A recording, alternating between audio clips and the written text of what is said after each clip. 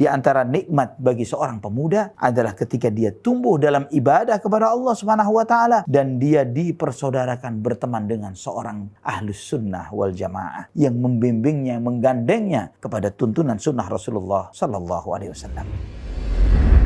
Nasihat salaf untuk para pemuda.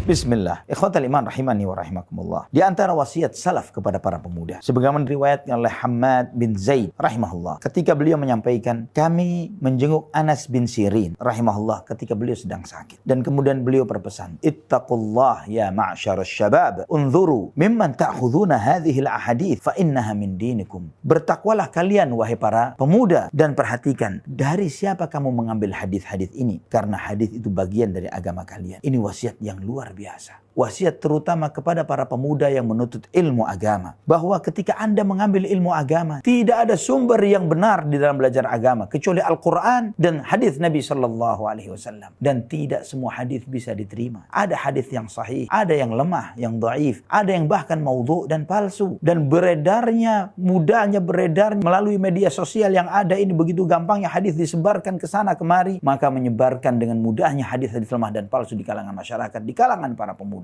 Maka jika Anda termasuk para pemuda yang menuntut ilmu agama, pelajari. Dan ketika Anda belajar dengan bimbingan Quran dan Sunnah, maka Anda di dalam kebaikan. Di antara pesan Ibnu Syaudzab rahimahullah, beliau menyampaikan, inna min ni'matillahi 'ala syab idza tanassaka an yuwakhiya sahiba sunnatin yahmiluhu 'alaiha. Di antara nikmat bagi seorang pemuda adalah ketika dia tumbuh dalam ibadah kepada Allah Subhanahu wa taala dan dia dipersaudarakan berteman dengan seorang ahlus sunnah wal jamaah yang membimbingnya, menggandengnya kepada tuntunan sunnah Rasulullah sallallahu alaihi wasallam. Juga Amr bin Qais al-Mala'i rahimahullah, beliau menyebutkan, idza ra'aita syaba awwala ma yansha'u ma'a ahli sunnati wal jamaah farjuhu wa idza ra'aitahu ma'a ahli bid'ah fa'iyas minhu fa inna syaba ala awwal nusyu'ihi. Jika engkau melihat seorang pemuda awal tumbuhnya bersama ahli sunnah wal jamaah, maka harapkanlah kebaikan untuk pemuda tersebut. Dan jika ternyata engkau melihat dia lebih senang nongkrong dengan ahlul bid'ah, maka sudah tidak ada harapan. Putus asa dari orang seperti itu, karena dia akan tumbuh sebagaimana di awal mudanya. Subhanallah. Amr bin Qais rahimahullah mengingatkan, li inna syaba la yansha fa in athara an yujalisa ahlal ilm kada an yaslam wa in mala ila ghairihim kada ya'tab. Sesungguhnya pemuda itu akan tumbuh. Tidak hanya muda terus, dia akan menua. Dan jika dia di masa mudanya lebih cenderung untuk duduk dengan orang-orang berilmu, maka dia akan selamat. Namun jika dia sibuk cenderung kepada yang lain, binasalah dia. Allahul musta'an,